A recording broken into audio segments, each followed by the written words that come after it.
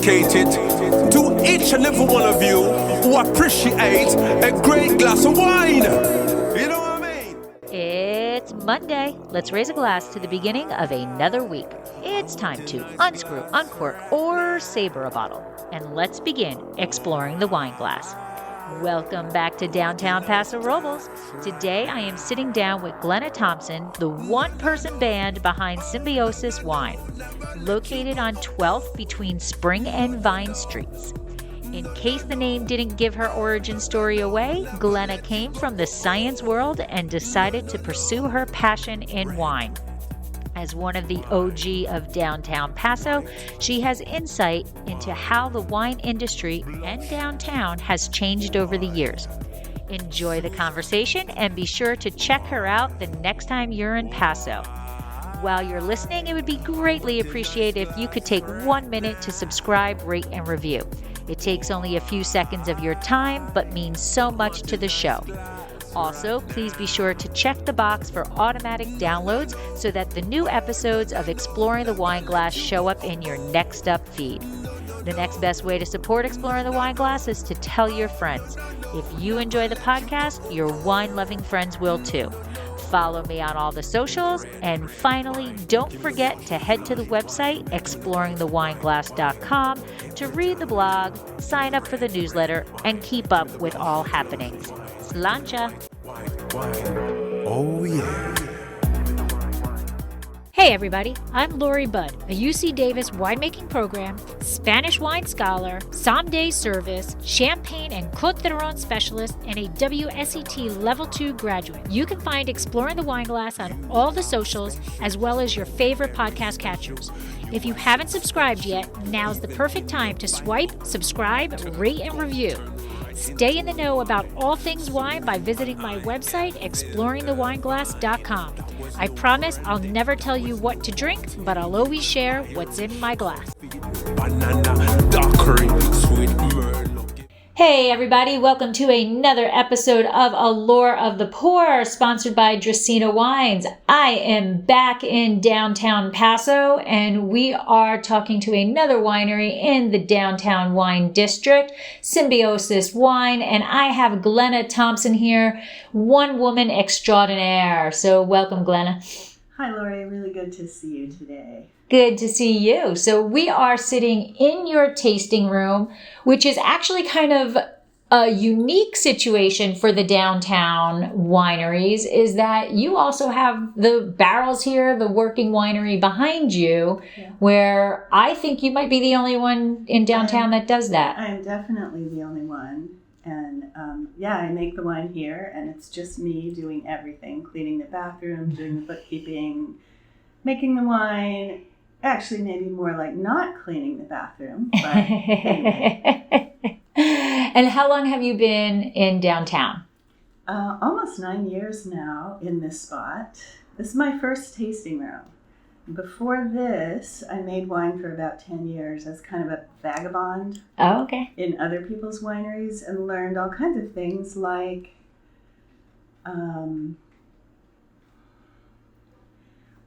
you're a guest, but you're not an honored guest. You're a paying guest. Oh, okay. And so it's most of the time you can't pour your wine when you're working in someone else's winery, even though you may start out with the agreement that you'll do that. So this has been my first chance to do my own thing and have it be my creation, my vibe, my music, my everything.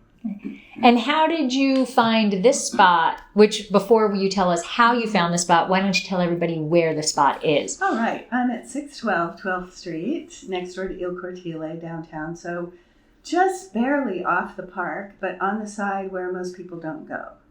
So, that's an interesting thing because it's very quiet over here compared to where most of the other downtown wineries are, which in a way is nice because it feels very civilized, but also a lot more traffic would be very, very nice. So people are always asking me, are you still by appointment only? And I have never, except during COVID, been by appointment only. It just feels like that because it's very small, personal, private here. And the reason I chose this spot is because I needed to move from where I was, and at any time, you don't really have that much choice. So I live 3 minutes from here, so I can run down anytime. I have my phone number on the outside saying, call me, and I really mean that. But, I was choosing between a couple different places. One over in I think we like to call it the wine ghetto, or across on 101. By the roundabout. Oh, okay. A little wine area. Right. And there was one over there that was twice as big as this, same price, but I would have needed to share, and I had it with sharing. And, you would think same price, do you need to share? But if you have more space than you need, of course, you're going to try to share. And I did not realize that being downtown would be so great, because you're part of a group here. It's a real community, and the community has changed over the time. So when I started here, there were 13 wineries. Now we have about 30, and I would say only half of the original 13 are still here. So it's always changing, and that's really interesting. Anyway, I was answering your question about why I'm here. So you choose from what you have. So it was a big decision for me between those two options, big and suburban or little and urban. And I happened to choose this, and I'm so happy that I did, because I love being this close to home, and I like the character of it here, and I love being part of the downtown group. Yeah. We live about 2.8 miles away from the tasting room, and it's a wonderful thing when you forget something. Yes. And you can just run, back. Yeah. But it's nice to be close. And in terms of the downtown association, the downtown wineries, it is nice to be part of it. And so being one of the kind of original ones, what are some positive things you've seen over your years of tenure here? I think that when I first joined the group, it was a really nice group of people, and there was, I would say, more of a feeling of camaraderie back then, but it also felt a little funky. And I feel like now it's more upscale, and the events we do are much more well attended and much more professionally run. And we've had time to kind of figure it out. And downtown has changed so much. Now it's really dynamic, and before it was kind of okie dokie. People used to call this Paso No Place. And back then, that's a little bit more how it was. Right. So, but now I feel like downtown is really happening. Yeah, absolutely. We have the restaurants. We have amazing restaurants here. So many wineries, gift shops, olive oil, all of the things that, bring people to the area. I think when I arrived downtown was when it was really transitioning from being a small town downtown to a tourist area. And I would say that's nice for tourists. It's a little bit of a negative, I think, because you can't run downtown to go to the pharmacy or auto parts store or something like that, like you could when I first came here. But tourists really like it. So yeah.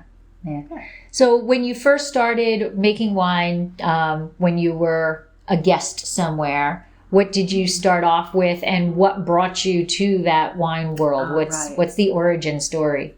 So I was a microbiologist, and I was doing a PhD in how microbes establish symbiotic relationships. And I came in one day and learned that somebody else was doing it too. She was way ahead of me. She published everything I was even thinking of doing. And so I needed to figure out how to really start again in a solid way and make it something I could achieve. So I said, I'll just take a temporary job somewhere while I figure it out. So I came to Paso and worked in a wine lab in a harvest position. After 25 years of working in labs, it's pretty easy to get those jobs. They're drooling. They're drooling over you. They are until you start working. But it's a little different because wine chemistry is pretty simple, and the way most wineries do it, it's kind of a factory process. It's not research, which is what I've been doing forever. And so they don't want you to be creative. They just want you to follow the recipes. And they think any high school student can do that. And they can, but they can't troubleshoot once things happen, and they always happen. So anyway, I worked in one wine lab and then another, and realized at some point I'm not going back. I'm not even sure when I realized that. But in the meantime, you know, when you run the lab, everything that happens in the winery goes through you. And so you can't help it. You learn how to make wine. So you know where the grapes came from, what grapes, what blend they did, fermentation time, temperature, every mistake, every addition.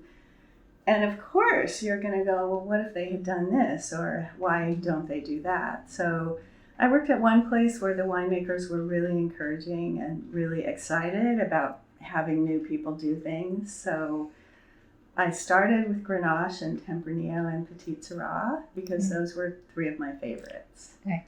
And those have kind of been the backbone. I lost my Grenache source a few years ago, and it was a special Grenache that I didn't want to get from anybody else. Okay. Or I did. I tried getting Grenache from other people, and it just didn't live up to what I had been doing. So, but I still make Tempranillo and Petit Syrah, and I pretty much always have at least two versions of each of those. And when you first started, what was your case goods at that point? Not that much less than it is now. I'm pretty small because it's just me. Right. And what I've been saying pretty much all along is about 500 cases a year. Okay. But that goes up and down. Some years I don't do any. One year I did so much that I couldn't manage all of it. 2009. I remember it was pretty overwhelming. Anyway, yeah, so I'm small and one person. I do it all. I also do things by hand, if possible. And when I started this, I was not feeling old at all. And I loved doing things that were physical. And if I could do it myself with my body versus using a machine, I would always choose that. Partly because my background is biology and ecology, and so I'm super eco-friendly. Mm-hmm. And so rather than using power, if I can do it, I will. Now it's a little bit different because I'm older now. Yeah. So anyway, so for instance, instead of pumping, I gravity rack. Oh, okay. And I'm also super ridiculously careful about getting the lightest weight glass that I can, which now is popular, but 10 years ago, you'd call a glass company and they would just be like, what? Why would you want that? Right. We have this Italian glass that weighs 5 times as much. Anyway, for, energy saving and all that. Also, the labels I use are eco-friendly labels. They're not made of paper, which seems weird. Yeah. They're ground up rock and plastic, which seems like that's kind of cool. Eco-friendly, but and now things are a little bit different because people are encouraging people to go with labels that can be soaked off with water. Right. And these you can't do that with. But anyway. You can't do them? No. It's a material called biostone, and it has the lowest carbon footprint of any other material around. Right. At least as of my last. Well, I guess for every good thing, there's a negative thing to it, right? So it's great because it's low carbon footprint, but now it's not good because we're trying to recycle so much glass and we want the labels off of it. Glass yet. Here, anyway. Yeah, there's quite a few. There's a few companies. I know it's getting bigger. There's a company that's up in the Napa, Sonoma area that they actually go around and collect the glass, and they're doing a phenomenal job. So I'm sure they're going to be expanding. But things that are good for the environment don't always go quickly. Don't always move quickly. I know. We've known that we have these problems for 50 years, and now we're finally trying to do them. I know them. Oregon has a real serious program. Yes. Recycling. So. And now a word from our sponsor. The 27 individual tasting rooms that make up the downtown wine district are situated in the heart of Paso Robles city center, where you are only steps away from all Paso Robles has to offer in the way of dining, shopping, and entertainment. Visit downtown Paso Robles to find yourself among the greatest concentration of wineries in the area. Downtown, consumers can experience Paso Robles' rich and diverse wine country lifestyle, sample quality wines from each of the region's 11 distinct sub-appellations, and have the opportunity to meet vintners that are as passionate about downtown as they are about their wine. But you know, look at the varieties of glass I have on the table here today. I have 4 different bottles, and you know, I would have more if I weren't so small and it were easier to get unusual, interesting glass. So, but that makes it harder to recycle. Right. And so the labels are pretty cool. They all have like a grain going through them. So how did you, and the glass has the earth, you know, like the grass growing underneath it. So did you design the label itself, or did you have somebody do that under your direction? So I tried to have people do it under my direction, because I have a bunch of friends that are artists who said, oh, let me do your label. So I would tell them what I wanted, a wine glass with roots, and what I got never matched what was in my mind. And some of these were really good friends who did interesting designs, but they just weren't me. And it's my label, my brand, and so I had to do it myself. Oh, all right. Well, then you're artistic also. Well, don't you think that winemaking is a mix of art and science? Absolutely, but there's different styles of art. Yes. That's why I had to do it myself. So one of my friends did this really cool sort of dancing Dr. Seuss little tiny bowl wine glass with this big, huge ballroom dance thing of roots. Oh, wow. And it was cool, but it was Wasn't not you. at all what I was thinking of Right. putting on my label. Right. Oh, all right. And so right here we have 7 bottles. Is that your entire lineup? Right or now, at the it's my moment? whole lineup. Yeah. Okay. Yeah. All right. 7 is quite a bit. It really is. I mean, when you think about, you know, the type of winery most of the downtown wineries are, 7 is quite a bit of SKUs. Well, you know, what I try to do when people come in is gauge what kind of people they are and what they might be interested in, and then pare it down a little bit, because I'm really not trying to get people drunk when they come here. And I tell them that. And most people who come here, this is one advantage of being on this side of Spring Street. Most people who come here because they know about me and they want to come here. And they're not the partiers who are just trying to find out the best deal that they can get for the most wine, which when I go around other places, I run into large packs of people who are doing that. And I just don't get those people here.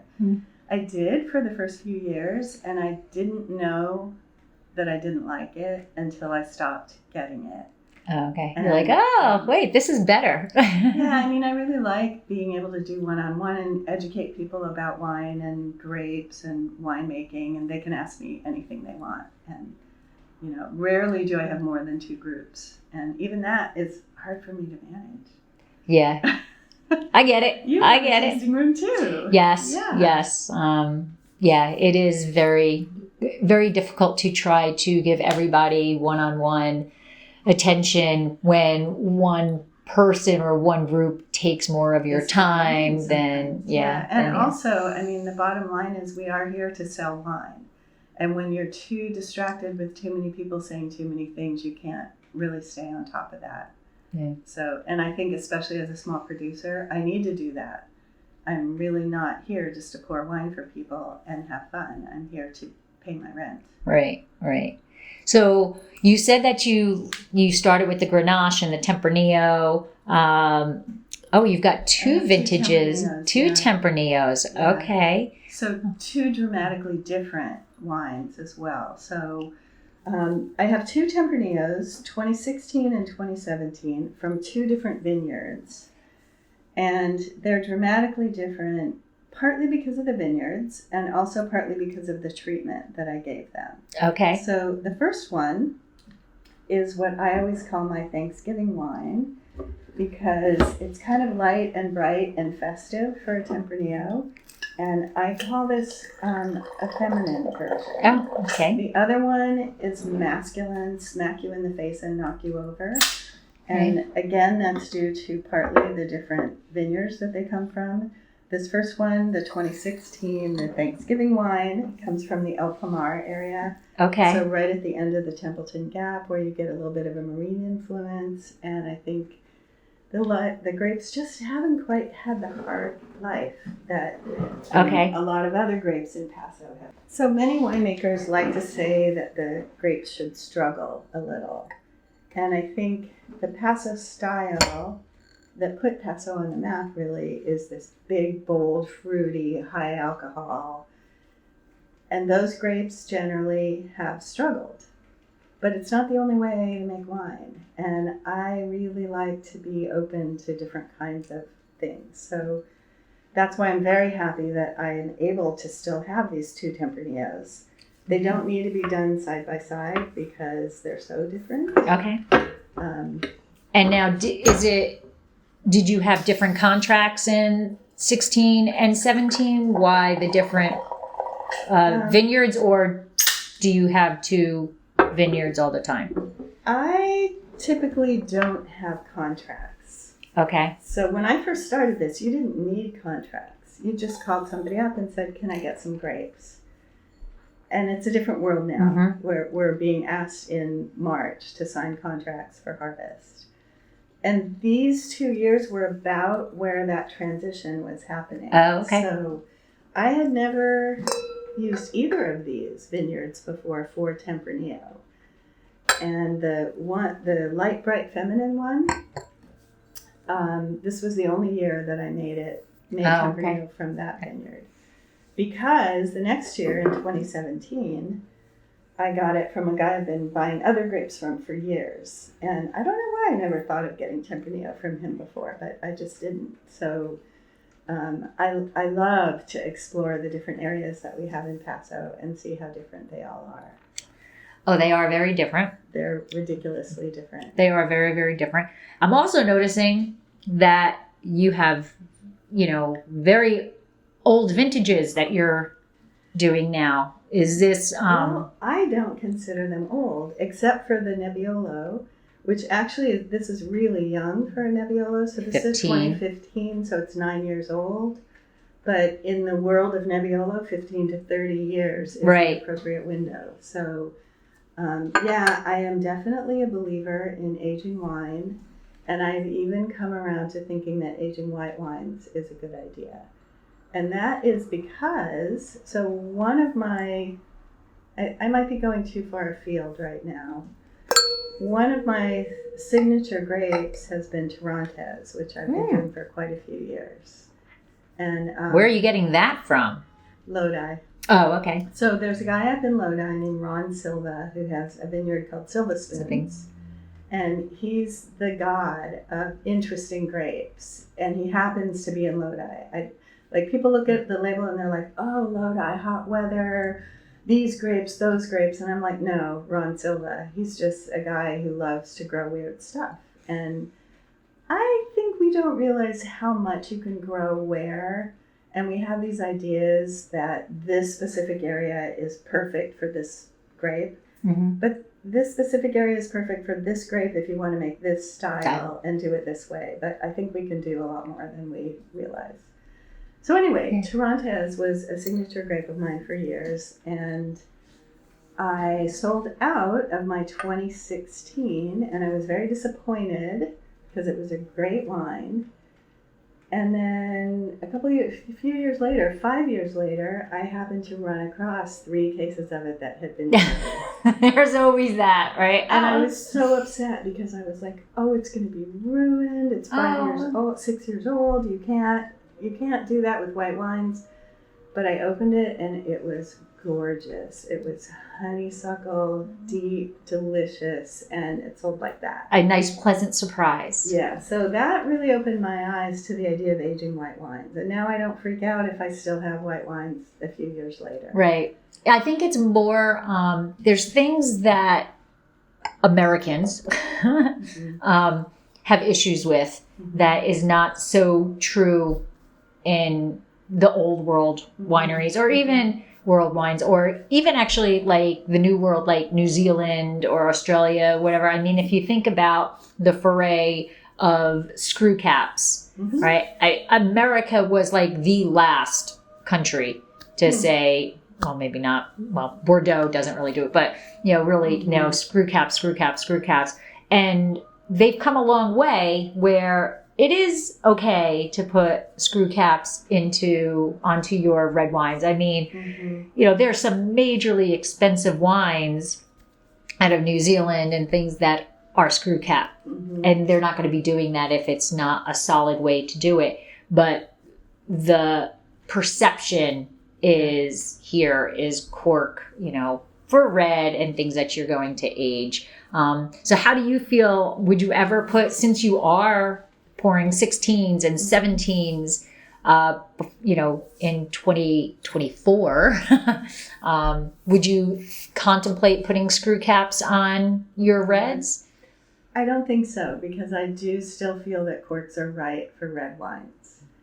And also I think, so years ago I was talking to a cork salesman, and in my first years I used those composite corks, the DMs, because because I came from academia, I was always going to every talk and seminar where they were showing scientific data, and I'd gone to this one that showed the superiority of these composite corks.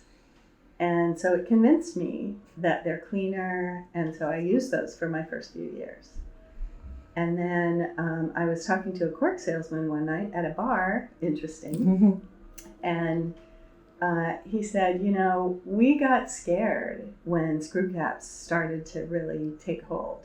And so we jumped on the project of making sure our corks were clean. And he was like, you will see that, back when maybe 10% of corks were tainted, and now it's down to something like 1. It's actually less than 1 now. Well, this was quite a few years ago too. So that kind of turned me around, and I just really like the tradition of a natural material, using a corkscrew. I think it's all part of the wine experience, except for whites, which now when I see a white with a cork, I feel like people didn't quite have it together. Okay. Because to use a real bottling line, you have to use a real bottling line to do screw caps. You can't hand bottle. So you know for sure that they were organized enough to put together a bottling. Oh, okay. Okay. And also, I don't know, I like the feeling of that crack. It's like that Budweiser commercial where you crack open the beer. It seems fresh and bright. And because of my 6-year-old find, I realized that I don't think I could have preserved that wine for 6 years if it had a cork. So I think the real oxygen barrier is good in white wines. Okay. And so you have white. So this is a big trend now. And you're making a white from a red grape. And this is a 2019 white Petit Verdot. And you have a white Zin. 2023. Okay, I was like, is that 2013? No, 2023. So what made you start? That's really long before the trend. Absolutely. I think I was actually the first one in Paso to be doing this. Okay. So. And now, a word from our sponsor. Exploring the Wine Glass is brought to you by Dracaena Wines. Dracaena Wines is an artisan winery located in Paso Robles, California. They have been producing wine since 2013. Their first vintage began with one wine, their classic Cabernet Franc, which received a 91 in Wine Enthusiast. Since then, they have increased production as well as expanded their portfolio, have received many accolades including multiple double gold medals and consistent 90-plus ratings. Visit their website www.dracaenawines.com or use the link in the show notes to schedule a private tasting and to see their entire portfolio. Purchase your award-winning wine and let Dracaena Wines help turn your moments into great memories.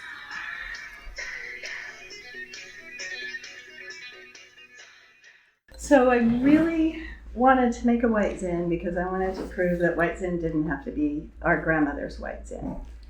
And also because I'm sure you know this from your tasting room. People go, Oh, but isn't Zinfandel a sweet grape? Mm-hmm. And they don't realize that it's solely the fermentation process that determines how sweet the wine ends up being. So that's a little education thing. But also, I was curious to see what I could do with Zinfandel, which is not a grape I make. It's not even a grape I love. Oh, okay. But I just really wanted to do that white Zin thing. But I was afraid because I thought wine snobs will avoid me if they know I have a white Zin. And white Zin drinkers are probably not the main people I want to have in my tasting room. Right. And they're looking for something different. If it's a dry wine, then they're looking for something different. Yeah. So anyway, I wanted to do it, but I was afraid. So I did a white Barbera that year. Oh, okay. And then when I went, before I bottled it, I thought, oh, this is boring. And so I took it to a party with me and I put it in a seltzer bottle. And everyone loved it. And so I force carbonated that white Barbera and made a sparkling white Barbera. So that was my first white red. And that was about not quite 10 years ago, but it was a while back. And that just got me on this white red thing because we have this idea of what a wine is going to be like that's entirely determined by the breakdown products of the skin during fermentation.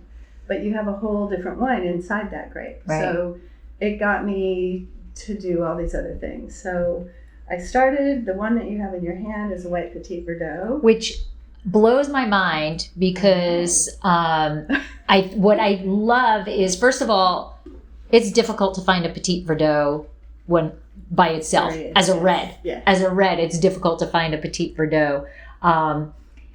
But I'm curious also just knowing the concept, like, so Petit Verdot is a finicky little guy, right? He, very sensitive to, because of the life cycle of it, right? It's an early bud and a late ripener. So on the vine for a very long time. Mm-hmm. So honestly, making a white out of it is almost, I don't want to say easier in terms of the process of making it, but more the ability to make a white Petit Verdot might be more consistent than the ability to make a red Petit Verdot, because we lose Petit Verdot so often because of Mother Nature. So tell me this process of how you make the white Petit Verdot. When are you, tell me about the vineyard, where it is, and then walk us through your winemaking of this wine. So I think you're going to be disappointed when you hear this story. Uh-oh. So I was in this white red thing, but I was thinking I'm going to make a light rosé. I think that's part of the aging process. Is it? To me, it's like very anise, a lot of anise on the nose. Yeah. Anyway, so my thinking was I want to make a really light rosé. So when I first came to Paso, rosés were these purple things that people were doing, mostly I think because they were saignéing and concentrating their reds and they didn't want to throw the juice away, so they turned it into rosé. And they didn't really have a lot of respect for the wine they were making, and it was just this dark purple thing they called rosé. And I was like, wait, what about like the French style, Spanish style rosés that are light and elegant? And I remember having a wine tasting. I was in a group of winemakers and we would have dinner and taste wine. And this night I was hosting, and so I said rosé. And we brown bagged our wines, but every single glass we poured, except for mine, was this purple thing. And everybody was shocked, and everybody knew which one was right. So anyway, I got on the bandwagon of making light French style types of rosé. So that was my goal with this Petit Verdot. I was going to make a light wine. But it came out so light that it's a white wine. And I was freakishly obsessive about getting the grapes to the press immediately, having dry ice in there as much as possible, preventing oxidation, pressing as light as possible, and starting fermentation right away. So I did all that, And it was actually a very light pinkish, orangish color to begin with. And it just kind of faded with time. And by the time I bottled it, it was a white wine. And I was like, this is so cool that they have a white Petit Verdot, especially considering that we usually use Petit Verdot to add color and structure to a wine. So, but this one to me is a marine breeze blowing kiwi fruit. And then when you taste it, there's more kiwi fruit. That's the predominant flavor to me. And then there's a hint of something like tequila and a little bit of white pepper in the finish. Yeah, there's definitely the white pepper. Mm-hmm. And I can say like the agave. But honestly, the first thing I got was was licorice. I got like anise. I see why you say that. Yeah. Yeah, and that's not, wine changes with time. And absolutely. I don't drink these very often. I'm actually drinking my whites more often than my reds because they're screw cap. Right. And so they're open versus the reds I carve in everything, so I never open anything. And so the whites I end up taking home all the time. And so I do have that more often. But I never have it fresh because I'm drinking the leftovers. Right, absolutely. Which I think our garbage men think I'm a pure alcoholic because I'm taking, I take a bottle home that's got like a half a glass in it. But over the night, I bring home 3 bottles. Yes. So 3 bottles go in the garbage, but it was like a glass amongst the 3 of them. Or maybe you're making some soup and you throw in all the leftover water. Yeah, for sure. Yeah. So is that still how you're making this? Walk us through that. I only did it once. Oh. And I don't think I would do it again because I was so surprised by the result I got that I would feel like I had to try for that. And there are so many things I want to do. And I can't do everything because I'm small and it's just me. And, especially with a tasting room like this, you really only want to make so much wine because you don't want it sitting around forever. So, But you do make your white Zin every year?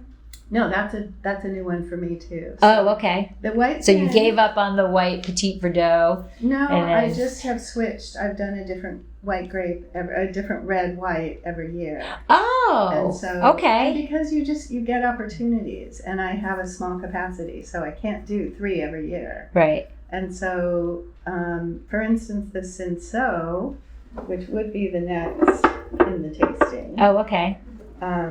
That one was 2021. Okay, but you're calling that one a rosé. Because, yes. I mean, this is only white because it happened to be white. Okay. And I was actually, in my mind, I was calling it White Cinsault the whole time I was making it. But then when I labeled it, I thought, I'm going to call it a rosé because it's a little bit pink. But anyway, the Cinsault was interesting because 2021, harvest was over. I felt like I was dead.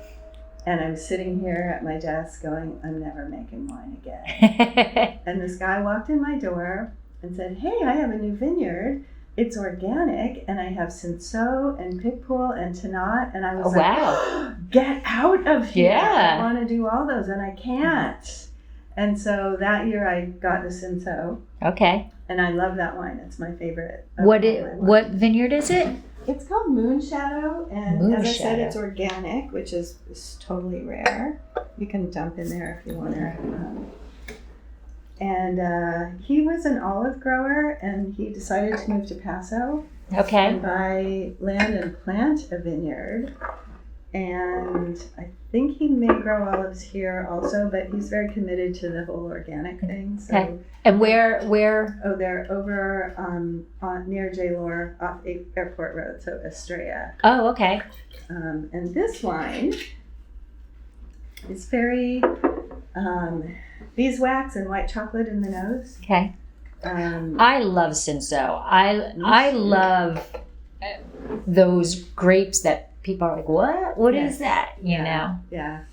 Yeah, and this is interesting because I'd never had a Cinsault rosé, and I made this wine, and then I started searching for ones to taste to see if I did it right. Right.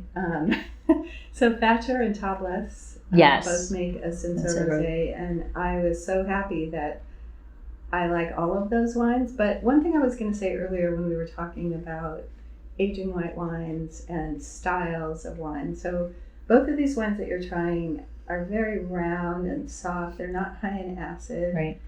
And a few years ago, my friend who's a winemaker in Napa was here when I was getting ready to bottle my Tarantes, and she tasted it and she said, "You have to add acid." And I was like, "Why?" And she said, "It needs acid." And I thought, your Napa palate says everything has to be crisp, clean, bright, slap you in the face with acid. But I was opposed to it for various reasons. I try not to mess with the wine too much. Mm-hmm. And it was almost bottling time. And if I were going to add acid, I would do it at fermentation, not at bottling time. Plus, I loved the wine the way it was. So, same thing here. It's big, round, juicy, soft, smooth, peach, nectarine, melon. It doesn't need more acid. But it's not highly acidic. No, but there's acid in there. There's acid in there. It's not. Yeah. It doesn't need to. No. Well, good decision. Well, that wasn't this wine though. Oh. So, but still, I think my preference for many years was to avoid whites. And I realized at some point that I also avoided lemonade, highly vinegary salad dressings, dill pickles, which I used to love. And so I think my taste had evolved away from acid. And I think that's why I was avoiding white wines. And from pouring for people in the tasting room, I feel that that is the case, that people don't realize we go through periods in our life where we like or don't like something, or maybe our body is needing. Well, the chemistry changes, right? They say every 7 years, on average, the chemistry changes. So anyway, I think that a lot of people who think they don't like white wines, I find I convert them with these wines because they're like, "Oh, I thought I didn't like whites, but I love these." Right. And they think it's because they're red grapes, but I think the fact is they're just not highly acidic because I don't acidify. Right. So. Yeah, no. There's plenty of acid in here to structure the wine without slapping it across your face, you know. Yeah, and I do find that most whites that I try of other people, they all taste the same to me, and I think it's because everybody's reaching for a certain acid level. But we will see on the next one, because the White Zin came in super acidic. Okay. Oh, and that's from Bar. All right, so this one, as I said, I'd been wanting to make White Zin for a million years, and I didn't quite have the nerve, and I kept seeing that Greg Barr was advertising Primitivo, and I have a friend who used to make his wine, Signa Zoller, and so I asked her, like, "What do you think? Should I call him?" And, she was like, "Of course you should." Right. So anyway, I finally did, and I said, "How would you feel about your grapes being used in a White Zin?" Because he was calling it Primitivo, right? Which, whatever. And he said, "If you want to buy them, I don't care what you do with them." Okay. So anyway, really a lot of acid in this. I think apples, pears, lemons, and it's just bright. It's much more like a normal white wine because of the high acid level. And it's absolutely not your grandmother's White Zin. Right.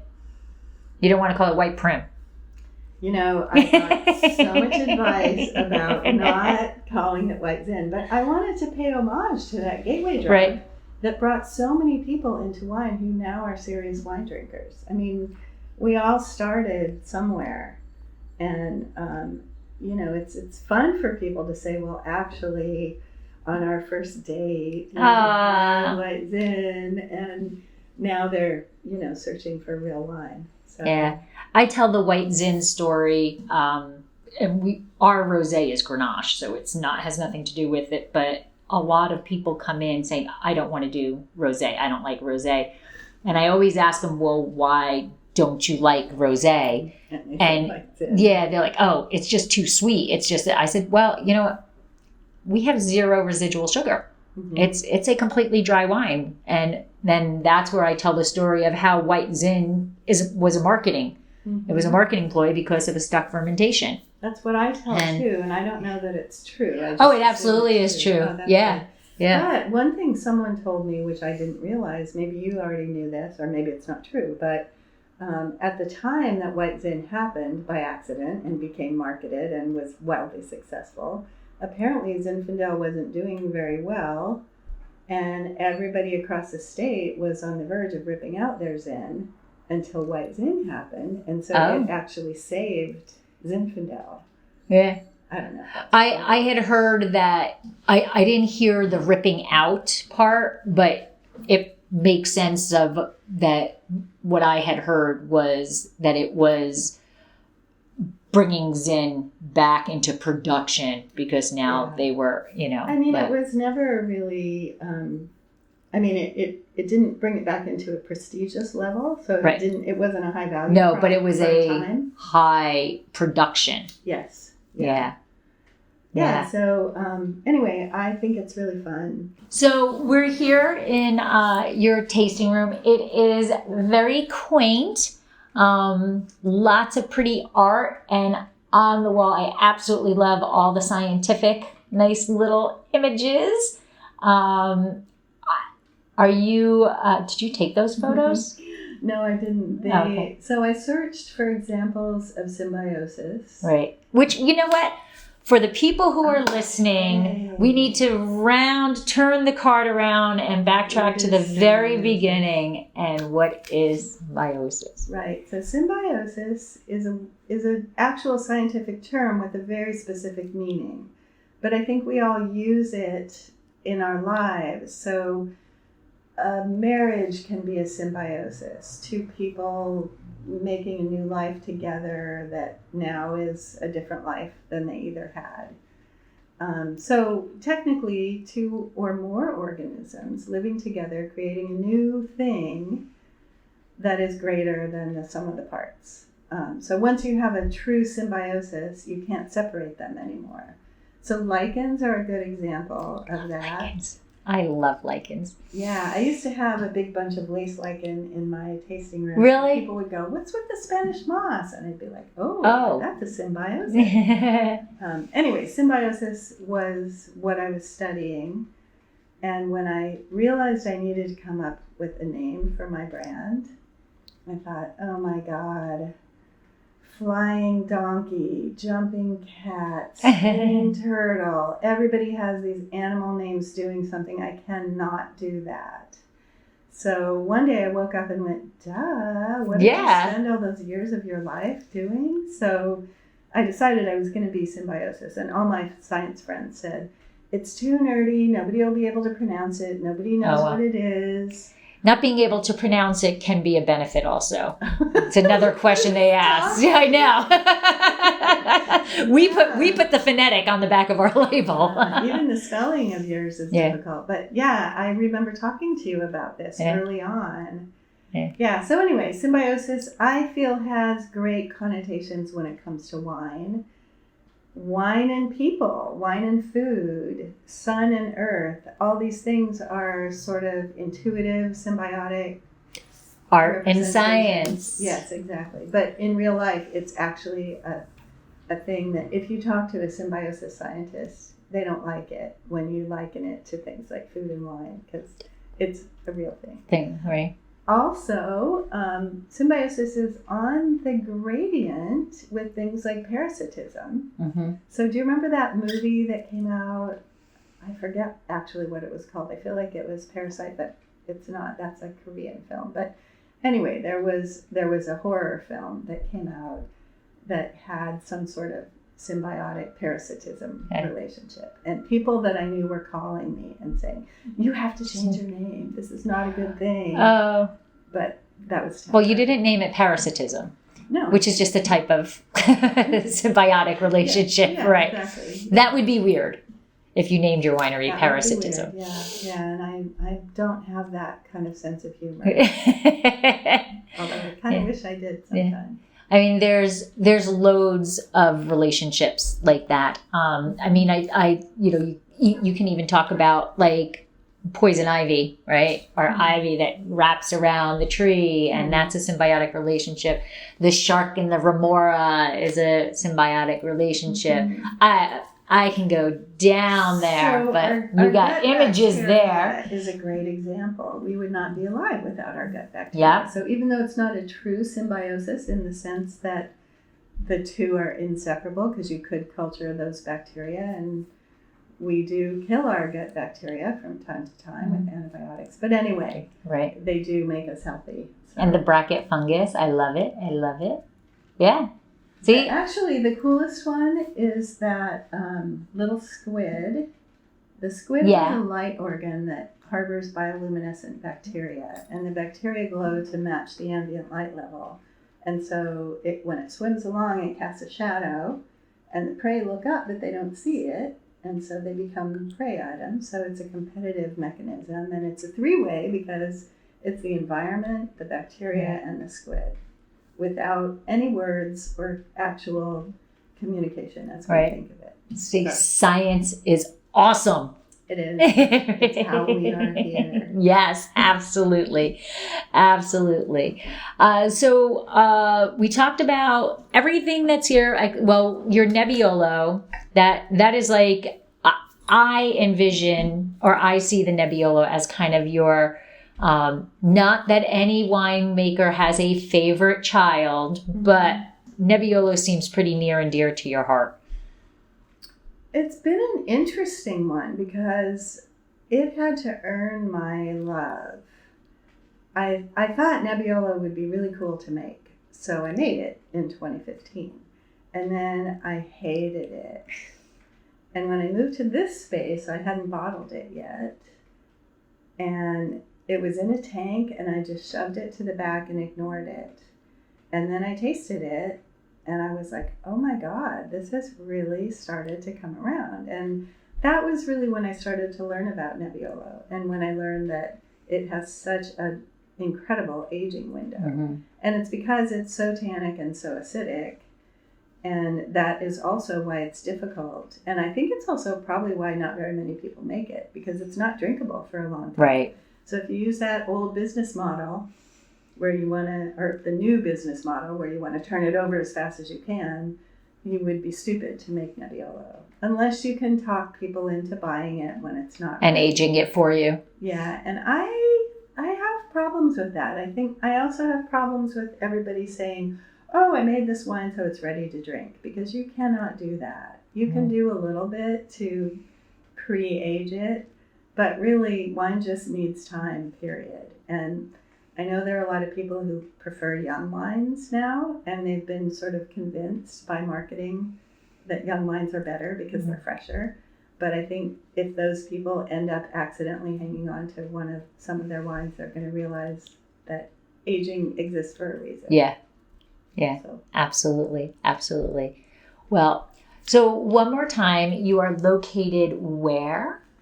I'm west of Spring, on the same street that the park's on, which is 12th Street, next door to Il Cortile, across the street from Spearhead, and the address is 612. Okay. And you have a sign on the door. So how frequently are you physically in here? I'm here from 2 to 7. Oh, okay. Going for the later crowd? Thursday through Monday. So I'm closed Tuesday and Wednesday. But, as I said, I live 3 minutes away. And if people call me, if I'm not in the middle of being covered with mud or whatever at home, I will gladly come down here and pour wine anytime. Absolutely. So 2 to 7 are the official open hours. And it's not so much that I'm going for the later crowd, but I just cannot be here all the time because I have other things I have to get done in my life. Right. And so it's kind of evolved to that. In the beginning, I was noon to 8. Okay. And, it's a lot of hours to be by yourself. Well, I have plenty of work to do here, but you need inspiration. And when you're sitting here by yourself all day, it's really hard after several years to be motivated to go back there in the freezing cellar. Except for when it's 110 degrees outside. Even then, you come in and you're exhausted because it's so hot. Yeah. So, yeah. I mean, it's an evolving process. And, it's much more fun when people come in and visit and talk with me. And so when somebody comes in, how do you run your tasting? Is there a fee for the tasting? How do you run it? So I have a $15 tasting fee, which is refundable if they buy 2 bottles. Okay. and my prices are lower than I think anybody else in downtown. I don't know if it's ethical for me to advertise them on this podcast, but Well, you can go right through it. White Petite Verdot is? all the whites are $25. Okay. All the reds are $35. Oh, well, there you go. That was an easy. Yeah. That was an easy. Yeah. But I know that that's going to happen again. Okay. I know that price is a motivating factor for a lot of people, and I am very much opposed to making wine for the 1%. I think that real people need to learn about wine, and they want to drink it, and they shouldn't be buying $2 chuck. They should be buying real wine made by real people like me. And so I really try to keep my wine as accessible as possible. Mm. And you will still, I'm sure you know, get those people who say, oh, I just can't afford that. Right. But it's becoming more and more unusual for people to do that. So I think these prices are very good. Reasonable. Yeah, very reasonable. Yeah. And then how can people find you? Website, whatever? Instagram is best. Okay. I do have a website, which of course is www.symbiosiswines.com. But I don't know about you. I find it really hard to keep up on my website. So there's a map there with my phone number. The lines are there, but it's a little bit out of date. And it's just because I'm not a website designer, but I have to maintain it myself. And so, you know. But can they order wine online, or do you prefer them to call you? I would rather they just call, because I love it when people order online, but what happens a lot is people call and tell me they've been having trouble ordering. Oh. And you don't know if it's user error or what, and so it's just better if they call. And the phone number is on the website. Yes, my phone number is everywhere. Well, thank you so much for sharing your wines and your story. And do you have a final statement, final thought process, final something that you want people to know about your wines and about you? I think we've covered all of that, but I do want to say that it's really interesting to talk to another winemaker and to be interviewed by someone who has that inside knowledge and to share stories. I learn from people in my tasting room all the time, because most people know more than they really should.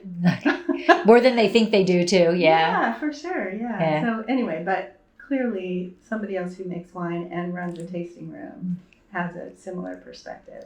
Yeah. So, feels the same woes. Yeah, and also has had the same fun. Yep. Well, none of us have had the same fun. Yeah, excellent. Well, thank you so much. Thank you for sharing your wines. It's very cool to see other people doing a white from a red grape. That is a passion of mine. And your wines are wonderful, and I appreciate you sharing them with me. This has been another episode of Exploring the Wine Glass. Thanks for listening. If you have suggestions on what topics you would like me to discuss, please reach out on social media. You can find me on Twitter, Instagram, and Facebook as Exploring the Wine Glass. I am also on LinkedIn as Lori Hoyt-Budd. Of course, you can always email me at exploringthewineglass@gmail.com and sign up for my newsletter at exploringthewineglass.com. If you enjoyed what you heard, please rate, review, and subscribe to help others find me more easily. And most importantly, tell your wine-loving friends, because if you like the podcast, they will too. Podcast music is Wine by Kevins. Until next week, slancha.